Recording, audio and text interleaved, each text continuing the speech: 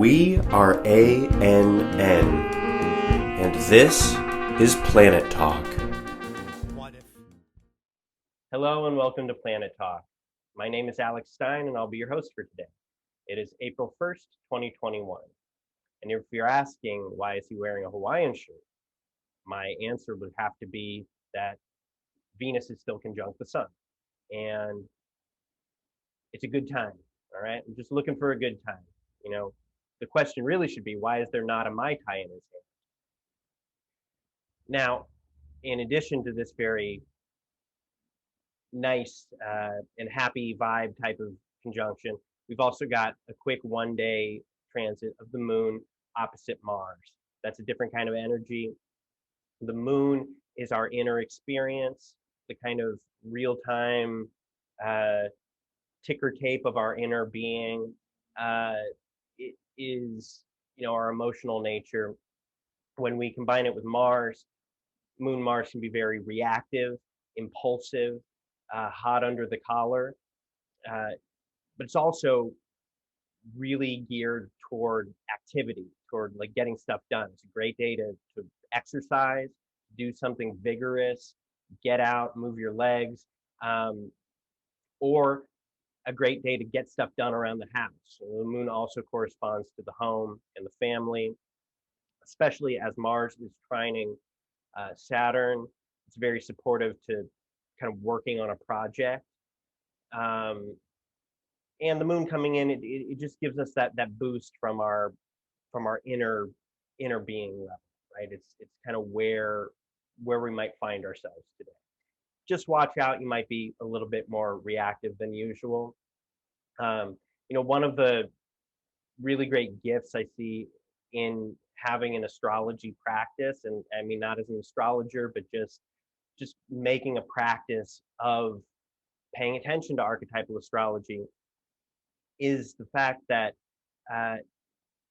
watching these quick triggers and how they affect your moods can enhance your mindfulness. It can help you step back from your own mind a little bit, which is maybe the most important thing we can learn to do in our lives.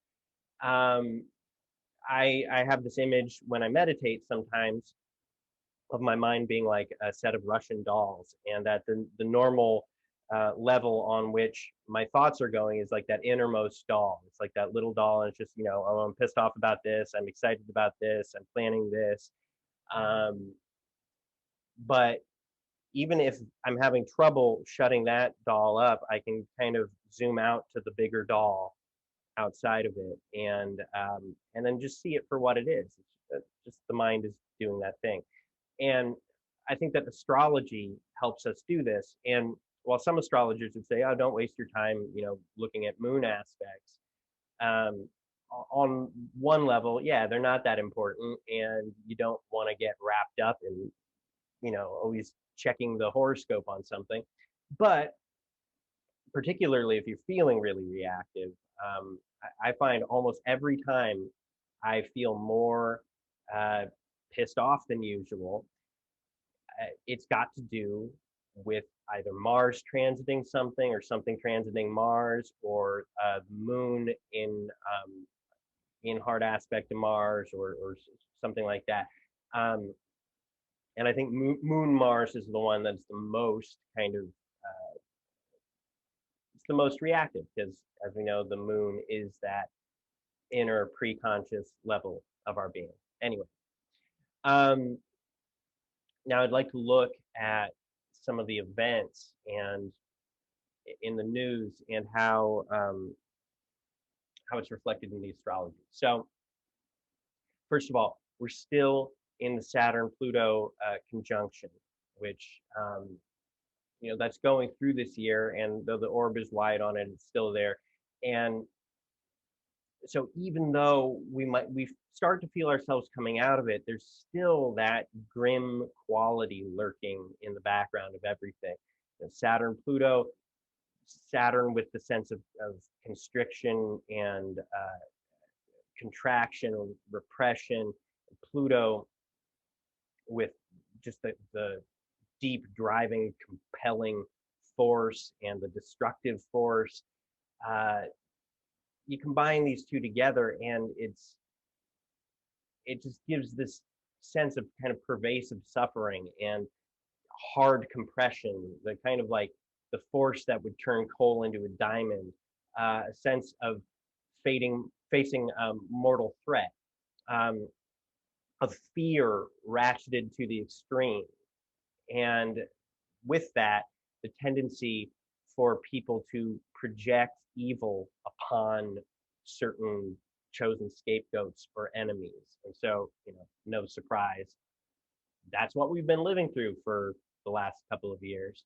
Now, at the same time, um, there's this more active, or I like to think of it as a kind of jagged energy of Saturn Uranus, which is the sudden break kind of energy. Saturn being the stable structures, Uranus being the shocking, the new, the sudden, the catalytic. Um, Now, we feel that going on as well right now. And, yesterday there was yet another horrible mass shooting. And it's a sad thing. I heard somebody express this, and I totally agree.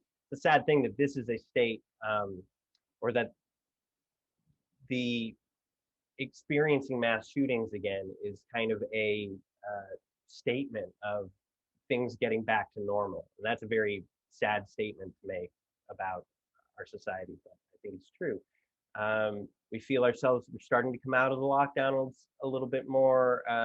More people are vaccinated. Life is resuming in a certain way as before. And what do you know? Within 3 weeks, we have 3 mass shootings. Um, Now, of course, we can feel the grim Saturn Pluto quality in there, and also the Saturn Uranus quality, as Chad explored so beautifully in his video recently on this channel. Um, the Saturn Uranus quality of that sudden break, which can come on the social level, but it can also come on the psychic level, right? That sense that someone just snaps. With Saturn Uranus, there's we have these two principles of, on the one hand, our need for individual freedom, uh, pitted against, on the other hand, uh, the the need for structure, but also the sense of the superego, of the of that whole matrix of shoulds and expectations and rules and regulations, which we can experience through the government, through our parents, through our employers, or just through the voice of the collective, whatever groups we belong to or feel ourselves not to belong to. And that, of course, is in it too. And um, now another angle that I see with the shootings is the Mars Neptune square, and this is because guns and violence generally, but let's just think about guns. Guns in America have such a mythological quality to them, and no matter how you feel about guns, they are a strong image that catches us on a deep level. And that kind of archetypal realm of imagery is Neptune's domain. Neptune is the collective dream. It is where myth springs from. It is, in a way, it connects to the media, although that, media is a Mercury thing, but it's also a Neptune thing in that it's this sea of information that connects us, or the pictures that kind of sink into our psyche and come to reflect an entire generation, like those pictures from Vietnam in the 60s of the girl with the napalm and things like that. It's a very Neptune kind of a thing, and for our for our generation, really over the last 10 years with the Uranus Pluto square, um, the mass shootings have really become a kind of an important image in the collective dream. And Mars, of course, is the god of war. The planet along with Pluto that deals with aggression. So violence, aggression, guns. This is Mars stuff. And when you put it together with Neptune, it's like here it is again. And um, guns have a lot of power, and it's not just their power to kill, it's the power they exert upon our psyche. They are powerful symbols. Um, and I find there to be something desperate about guns, and maybe this is highlighted by the Saturn Uranus square right now, the feeling of desperation. But this is just the word that came to me when I was thinking about what I wanted to talk about today. The feeling of desperation that you have with a gun pointed at you, as I have had a gun pointed at me and I was held up one time. The feeling of desperation that would lead a person to take aim at another person. The feeling of desperation on the part of Republicans to protect what, Saturn, to protect, to preserve what they have been bamboozled into believing is the ultimate symbol of their freedom, Uranus. And then the desperation of Democrats to pass gun legislation as if that's really going to fix the problem. Now, I think that gun legislation should be passed. It's kind of ridiculous that we have to jump through bigger hoops to be able to drive a car than we do to be able to buy a gun. But anyway, now I appreciate the points that Ren made earlier this week in his Planet Talk segment about that, yeah, we need meaningful gun legislation because it's just too easy for people to get their hands on these weapons. But the real problem is not the guns, but rather the festering, unhealed aggression that just pervades the collective psyche. And as Republicans like to say a lot, guns don't kill people, people kill people. And I think that's true. But that statement is rooted in the kind of cowboy mythology of good guys and bad guys, and that what we really need is to just get the bad guys, and we need our own guns for that. That's why you shouldn't take our guns away, because there's bad guys out there, and the good guys have to stop them. Now, I think as long as we keep thinking like that, we're just swimming in the swamp of that unhealed aggression. And as far as how we can do that, well, obviously deep inner journeys are a great way. I don't know how soon society will reach a point where enough people can do that, but maybe there's a certain number, like a critical mass of people who are able to heal enough of this kind of aggression that it does the job for society. I don't know. But basically, yeah, I see gun control as a Band-Aid solution.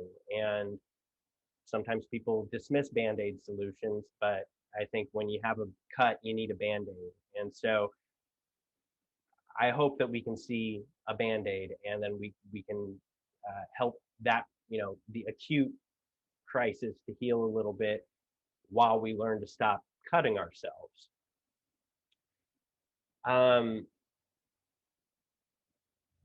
So it's really the Mars Neptune that I see there at work with Saturn Uranus, Saturn Pluto. Now, other things in the news. Let's see.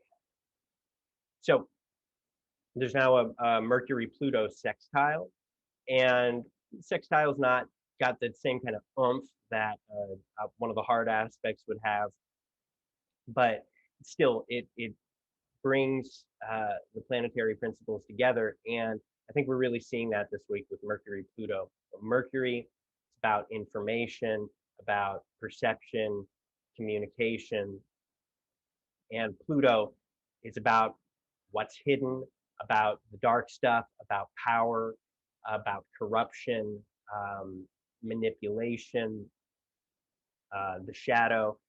Mercury Pluto combined together, this is like the ultimate sort of detective aspect.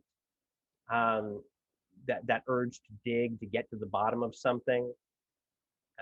There is a construction excavation company where I live called Truth Excavation, and I love that idea with Mercury Pluto. That's what essentially what we're doing now. I see this at work in the fact that this week a federal judge ruled that that the NDA, or the non-disclosure agreements that Trump would require his employees to sign, is so broad that it's basically unenforceable. And so this is going to open the door for probably a whole bunch more tell-all books about the Trump administration. So, the non-disclosure agreement is a very kind of Plutonian attempt at secrecy and the wielding of power. And bring Mercury in here, the what Carnus calls the archetypal detective, and out it comes. Similarly, also this week, the New York State Court of Appeals ruled that a defamation suit against Trump by a former apprentice contestant can go forward. And this suit was on hold because this legal team argued that a sitting president could not face legal action. But anyway, now it's probably going to go forward unless they appeal it and can actually get it stopped. But it looks like it'll probably go forward. And if so, Trump may be called to answer questions under oath about his sexual assault allegations. Now, big piece of news. Yesterday, Biden unveiled his $2 trillion infrastructure plan called the American Jobs Plan. And I see this as really reflecting the Mars trine to the Jupiter-Saturn conjunction. Again, I talked earlier about Mars, Saturn as a kind of get her done aspect, very much correlated with with construction. I guess infrastructure too, but yeah, construction, working, doing stuff, exerting force, Mars, with hard materials, Saturn, wood, steel. Bringing Jupiter into it, right? This is an expansive thing. This is about overhauling the infrastructure of this entire country. Let's see, it provides $115 billion for repairing 10,000 bridges, for modernizing 20,000 miles of highways and roads, for building 500,000 chargers for electric vehicles, $100 billion for installing broadband across the country, and another $100 billion to strengthen the electrical grid. Also calls to replace lead pipes in the water supply, and provides $213 billion to build affordable housing. It's also aimed at addressing climate change and racial inequality, and by focusing on green jobs and focusing on, for example, innovation at historically Black colleges. So this is a huge deal, and coming during this Jupiter-Saturn conjunction, which is the kind of harbinger of a new socio-political era, as Jupiter-Saturn conjunctions tend to bring a new chapter with them. Maybe we're starting to see where things are going. It's a big change of tune from 40 years of austerity, and austerity is a kind of Saturn thing.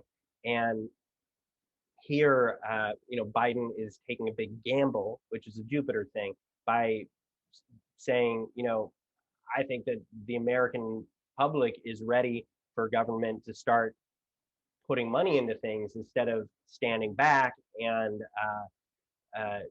touting this belief that no, government's role is to just get out of the way and, you know, give tax cuts to corporations, and that they'll really drive the economy.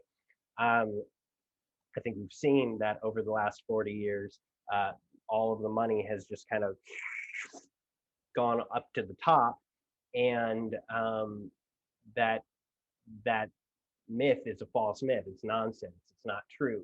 The trickle down economics doesn't work, and it's time for something new. He pointed out in his address that we have, I think, the 13th worst, or our infrastructure is in like the 13th position worldwide, in developed countries, I believe.